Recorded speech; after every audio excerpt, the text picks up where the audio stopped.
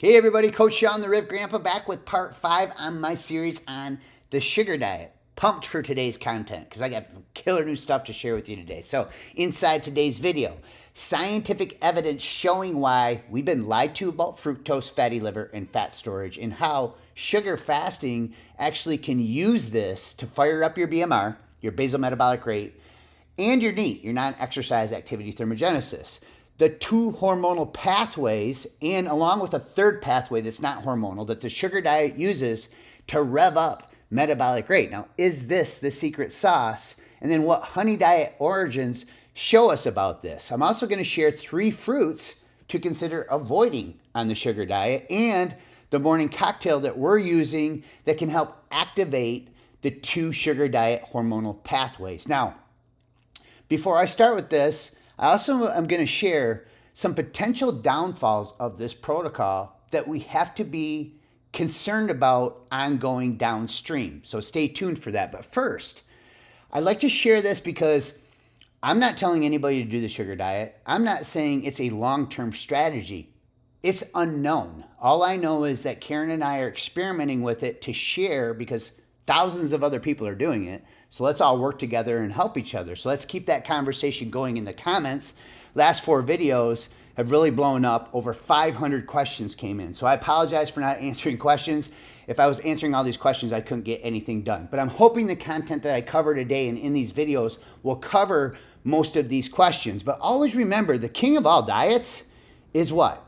It's adherence. And so I'd like to provide this context in my QUESP formula. As the head of the over 50 division for Superhuman, I've spent the last 25 plus years staying lean year round using carb cycling because it's a balanced approach. You don't have to eliminate food groups. You still get to enjoy yourself and your social life on the weekends, and it includes alcohol and cheat food. So it's always been my go-to. And of course, that's what drew me to the sugar diet. But I always say my Quest formula is all that matters, right? So we've transformed over 6,000 men and now women, gotten them 6-pack abs using Quest. Calorie deficit, water, exercise, sleep, and protein. And regardless of what plan you follow, this is the formula that's necessary. So each one of these people that you see on the screen right now, none of them followed the same cookie cutter advice. It was all customized. And so I want to share that context that the best diet to use is one that you can stick to ongoing, that's not extreme, and is more balanced. Now, with that being said, I do have some new insights on our daily sugar diet routine, which originated from the honey diet, designed to release a hormone called FGF21. And I'm going to share a lot about that in this video as well. But the whole goal of the sugar diet, if you're new to this, is we're going to have isolated sugar with no fats or protein from the time we wake up until around 5 p.m. So even creamer in your coffee, because it has fat, could negate the effects and suppress the metabolic and hormonal effect that's happening with this. So something to keep in mind, the fats have to be in the basement. We keep them below 30 grams a day. And then what we do during the day is we do half fruit. We're not doing any candy. I know guys like Mark Bell are out there doing candy, which is fine. That's your choice. I want to see how this works with healthy food, right? God didn't make fruit because it's bad for us or it's going to make us fat. So we're sticking with half fruit, a quarter juice, fruit juice, a quarter honey, maple syrup, and raw cane sugar. Put this in here just to give context. And veggies are fine too, but the main focus should be sugar. Now, I also ditched my morning coffee for this cocktail, so I want to share this morning cocktail because apparently when you wake up or you break your fast, honey and maple syrup and sugar are what's really going to light up that liver and really create this metabolic effect to wrap up BMR. So I wake up, I do a scoop of electrolytes. I have 8 to 12 ounces of fruit juice. I put a tablespoon of honey and maple syrup and 1 teaspoon of raw cane sugar in it, and it lights me up. There was a couple days last week where it was noon, and I'm like, oh my gosh, I didn't even drink coffee today. So something is happening here, and I think it's an adjustment period that we'll talk about here in a second. Now, in the morning and afternoon, we have fat-free fruit bowls, smoothies with fresh frozen fruit. We had honey, maple syrup, sugar, jams, and jellies. And then we'll have maybe fruit juice 2 or 3 times. And of course, I'm not counting calories. I'm eating about every 2 hours because I'm hungry every 2 hours on this thing. And it's really weird to eat all these calories and put my carbs up to like 400 a day, 400 grams a day, 300, 400 grams a day.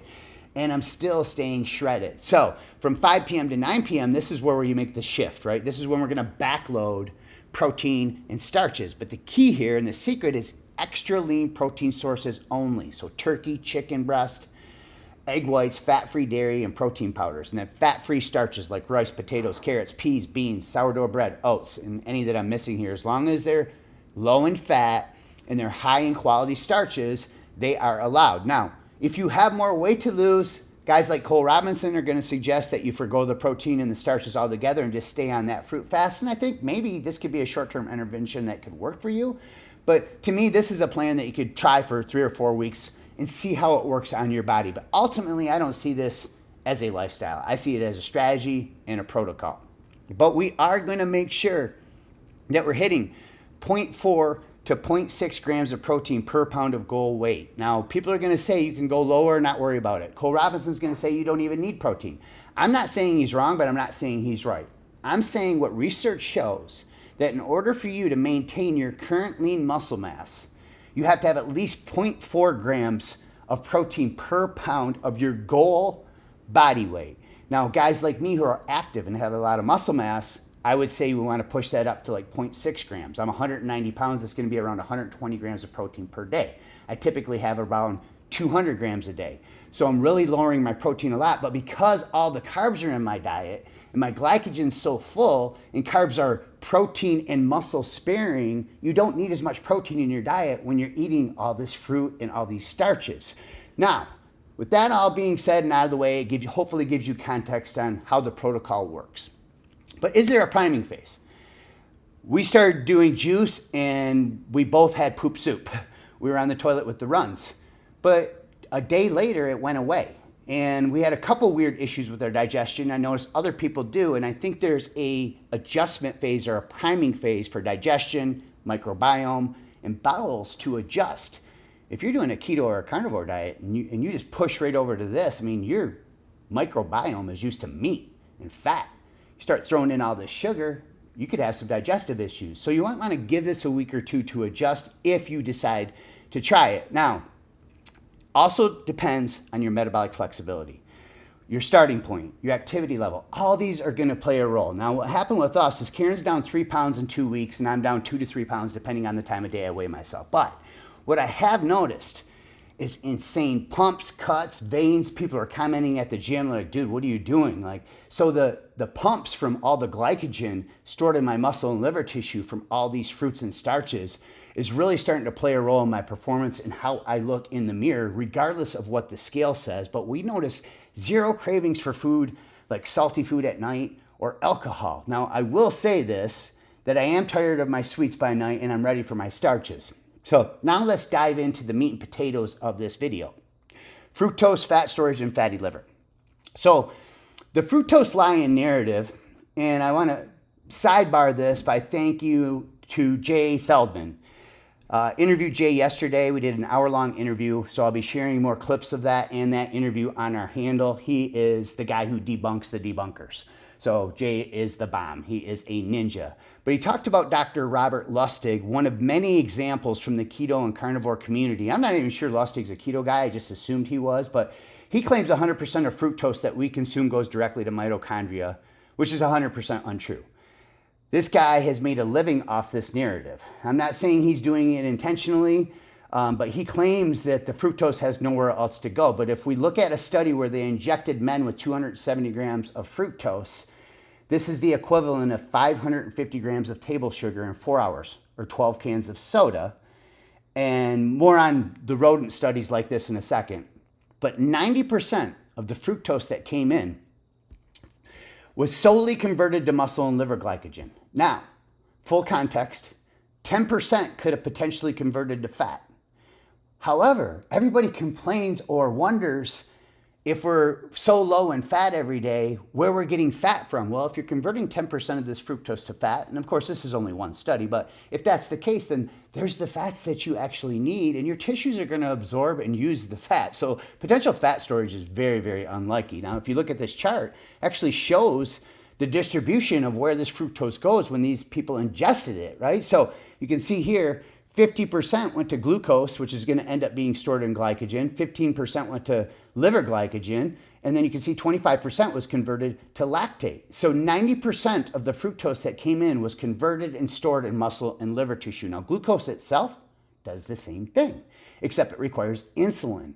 And fructose does not. And most people don't know that. So this theoretically can make the sugar diet process and protocol very efficient because it does not need insulin. This helps fuel our brain directly from the liver. It also helps boost thyroid hormones, more in a second on this, aids in digestion, which is the opposite of the narrative. And then isolation like this of just sugar with fats and protein being completely 100% absent increases this hormone called FGF21. So again, more on this in a second. So most demonizing of fructose is from rodent studies with seed oils. So if you look at studies where a very large portion of the calories are from fructose, PUFAs, polyunsaturated fatty acids, are also present. And that really is the root cause, because when you use the same amount of fructose and you remove those PUFAs, there's zero endotoxin production. So this prevents the supposed inflammation, oxidative stress, and even potential fat storage that everybody claims about fructose. And so this also leads us to the third possible pathway of the sugar diet. Because theoretically, because you're giving your liver so much fructose, it could ramp up mitochondrial function because of much more efficient ATP production. ATP is our primary energy system. So this is what happens if there's no PUFAs present. So just one last bit of context on this. Most of the studies are done in rats. And if we look at rat liver enzymes and we compare it to the human liver, they're much different. They don't utilize fructose nearly as well as humans do. And they're way more likely to produce fat in the liver. So even when accounting for endotoxin production and PUFAs being present, you will see more fat accumulation in a rat liver than you will a human liver, because we are way more efficient at utilizing the fructose than rats. So the conclusion is, if you look closer at studies, fatty liver disease is more likely being caused by unhealthy fatty acids or fructose, not other carbohydrates. So in other words, fructose gets blamed for fatty liver disease, but it's correlation, not causation. Excess lipid oxidation is actually what ends up driving inflammation and most likely what leads to fatty liver. Not conclusive, but if you look at the research studies, that's what it indicates. It's not fructose. Also, and this is very important for both high-fat keto carnivore people and people doing the sugar diet. High-fat diets like keto and carnivore are mostly driven by gluconeogenesis. This is the act of converting protein into energy.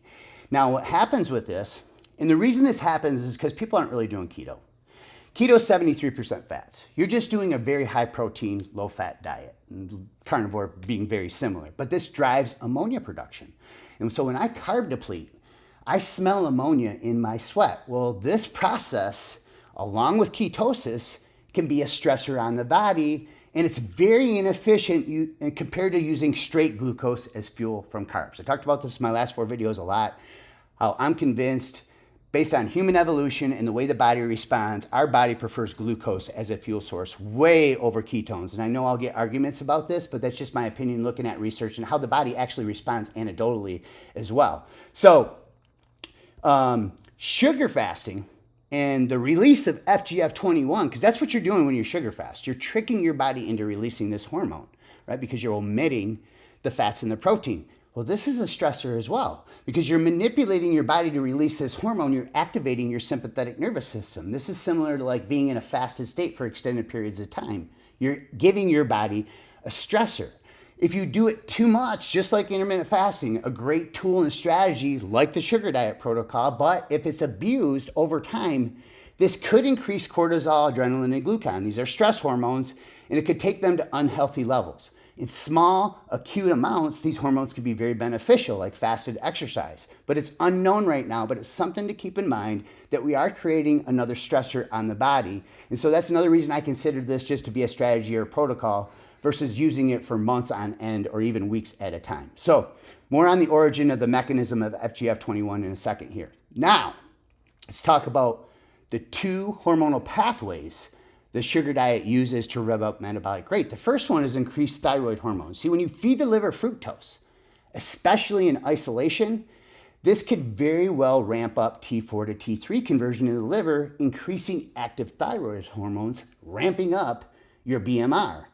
You see, thyroid hormone production is driven by glucose because thyroid hormones are a glycoprotein. So we need glucose to convert T4 to T3 in the liver. But another side note, this process, when you're feeding your liver all this fructose and you're ramping up T4 to T3, it's induced because of the metabolic demand. So again, I'm not saying this is healthy or not. I'm just saying there could be downstream effects of doing this relentlessly, nonstop on your body, creating this stress. I think in short-term bursts, in an acute burst, it could be very, very beneficial. I'm seeing the benefits myself with the way I look and my energy levels. However, this is all stuff we need to keep in mind. The downstream effects are going to be very important. Now, Mark Bell was also sharing this context and talking about Hashimoto's. And I see many people commenting on how this protocol is helping their Hashimoto's. Now, I'm not saying this as medical advice. Just sharing what people are saying could potentially help reactivate a dead thyroid. So, but it logically makes sense and time will tell. Number two is what I've been talking about with FGF21. We're ramping up FGF21 production. So the best analogy I can give you on this is the honey diet protocol by Anabology. So my apologies to him. I think in the last video, I called him anti-biology.